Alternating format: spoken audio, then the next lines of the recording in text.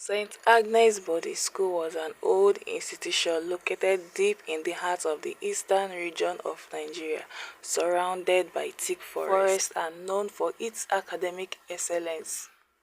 It also harbored a dark history, one whispered about by students in hushed tones. Strange incidents of missing students, inexplicable tragedies, and noises at night had hovered the school for years, but no one dared to speak openly about them. Unknown to most people, the source of these horrors lays with four senior students by name Amara, Chioma, Ifoma, and Ngozi. These girls were not ordinary students. They were members of an ancient serpent cult that had existed for generations, bound by a sinister pact with a powerful snake deity. They wielded supernatural powers, luring students into their fold. Each of the girls had their own method of initiation. Amara. Amara was known as the charmer. She was the most beautiful and popular girl in school.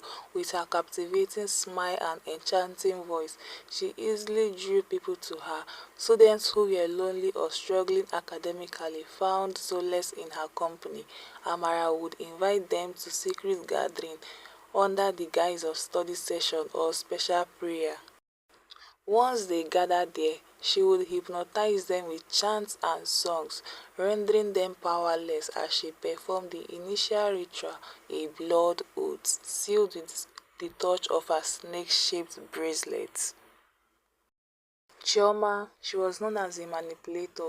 Chioma was cunning and ruthless. She preyed on students who were ambitious or desperate for power, promising them good grades, popularity, or even the affection of their crushes. She would sometimes lead them to an abandoned storage room near the school chapel. There she would summon her snake form, a massive black serpent with glowing red eyes, and force them to swear loyalty, while the snake coiled around them, marking them as one of her own.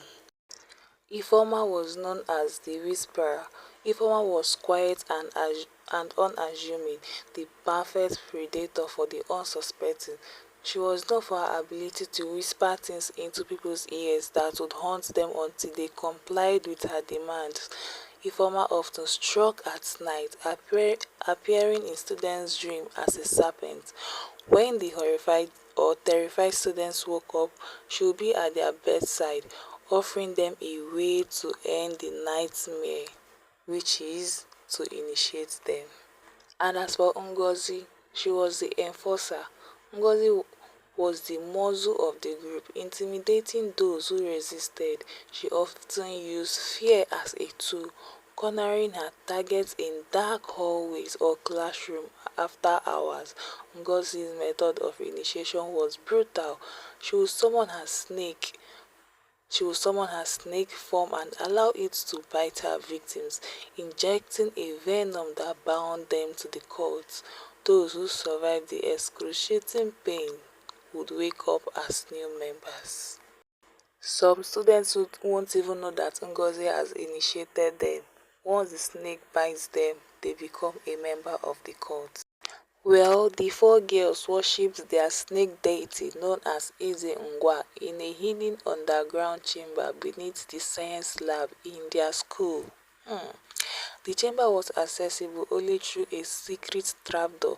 Inside, the walls were covered with carvings of snakes, and in the center stood a massive stone altar. During their rituals, the girls would shed their human forms, transforming into snakes and slithering around the altar while chanting in an ancient language.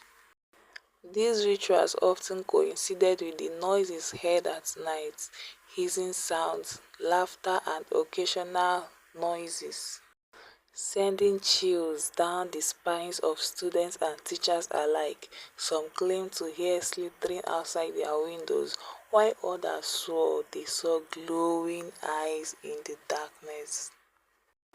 Sooner or later, the school became a breeding ground for tragedy.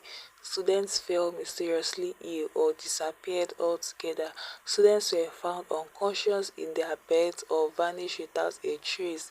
The school's authorities were baffled, unable to find any logical explanations.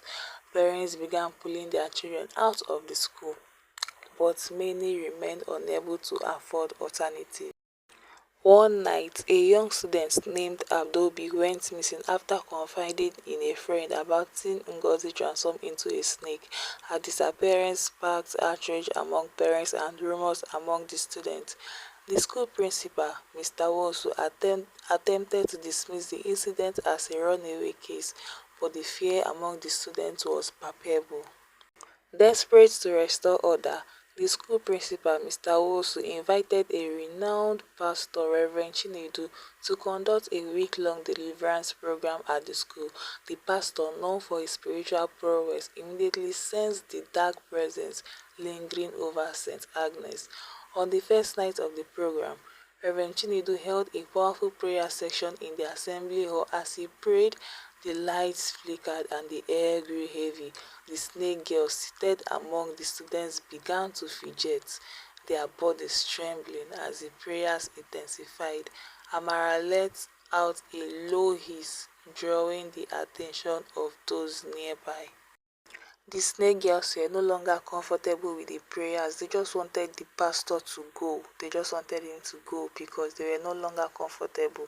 They knew the pastor was going to expose them, so they were no longer comfortable. Will this be the end of the snake girls? Keep on watching to know. Well, during the second night of prayers, Reverend Chinedu called for anyone involved in occult practices to come forward. The room fell silent.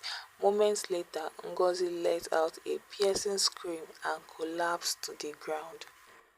One by one, the other girls followed, unable to resist the spiritual force emanating from the pastor. As they confessed, the entire school watched in horror. Well, nobody believed they were behind what was going on in the school. Well, Amara admitted to poisoning a teacher who had threatened to expel her. Choma revealed how she lured students to their doom. Ifeoma sobbed as she recounted haunting the dreams of her victim. Ngozi, still defiant, snailed and partially transformed into a snake before collapsing again. Wow. Remember, Ngozi is the muzzle of the group, so she has enough power. Ngozi is the strongest amongst all. But however, the biggest shock came when Reverend Chinedu uncovered a deeper secret. What could the secret be? The snake cult had been active in St. Agnes for decades, and the four girls were merely the latest recruits chosen by a former headmistress who had since passed away. The girls were expelled and handed over to the police, but their stories spread far and wide, tarnishing the reputation of St. Agnes. The underground chamber was sealed and the school underwent a series of prayers to cleanse it. Of course, the school had to do something to cleanse itself of all the evil and atrocity that went on there. Well, finally, life at St. Agnes gradually returned to normal. The scars of the serpent girls remained. Students avoided the science lab and few dared to venture out at night. The creepy noises ceased, but every so often, someone would swear they heard faint hissing in a distance, a chilling reminder of the darkness that once ruled the school. This is an advice to all parents. We should all be careful the kind of boarding school we take our children to, and we should also advise our children not to collect something from strangers.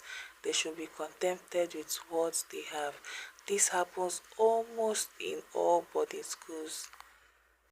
Initiation here and there, killing here and there. Our children really need to be careful. Please comment, what do you think about this video? What do you think about sending your children to boarding school? Don't forget to subscribe and like and come back next time for more. Thank you.